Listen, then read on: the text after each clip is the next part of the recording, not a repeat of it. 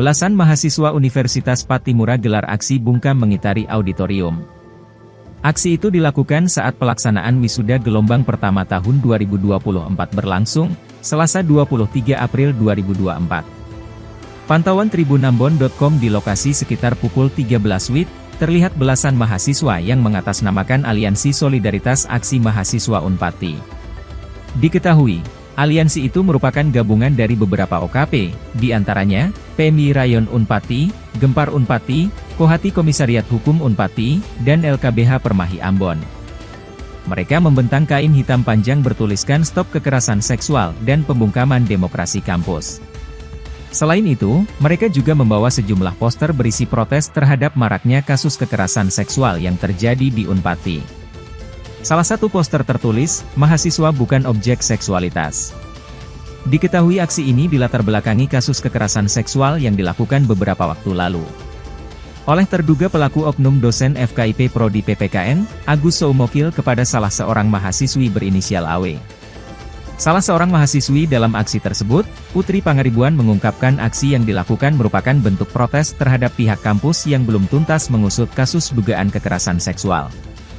Dikatakan, aksi itu sengaja dilakukan saat gelaran wisuda dengan tujuan mencuri perhatian seluruh tamu undangan. Selain itu, sebagai kado Dies Natalis Unpati ke-61 yang jatuh tepat hari ini, dirinya berharap agar kasus kekerasan di Unpati dapat ditangani dengan baik dan aksi-aksi mahasiswa juga tidak dibungkam. Terpisah dari itu, Rektor Universitas Pattimura, Profesor Freddy Leiwakabesi mengungkapkan kasus tersebut sudah ditangani. Dirinya juga memastikan Unpati aman untuk semua orang. Dijelaskan, tim Satgas Pencegahan dan Penanganan Kekerasan Seksual sudah dilegitimasi. Sehingga Leiwakabesi mengharapkan dalam minggu ini sudah ada hasilnya. Lanjutnya, hasil penyelidikan tim akan dibuat dalam sebuah rekomendasi untuk diusulkan ke Kementerian Riset, Teknologi, dan Pendidikan Tinggi. Pemeriksaan sudah dilakukan oleh tim di fakultas, hasilnya sudah dikirim ke kami, dan sementara membentuk tim kemarin hari Senin, ya itu hasilnya baru di kami, dan sementara membentuk tim etika untuk tahapan selanjutnya. Berarti optimis Pak ya untuk kampus ini untuk aman semua. Ya, kampus ini aman untuk semua, nggak ada yang ditakuti di kampus ini. Soal hasil sidang kode etik kemarin seperti apa mungkin Pak bisa di? Rekomendasinya belum ada, hanya percakapan antara yang diduga pelaku dan yang korban.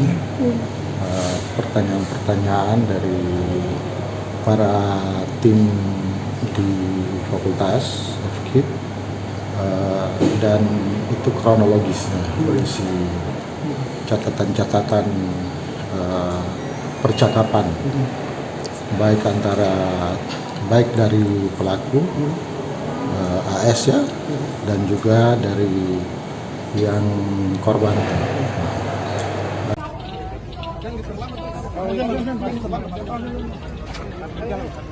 Download Tribun X sekarang, menghadirkan lokal menjadi Indonesia.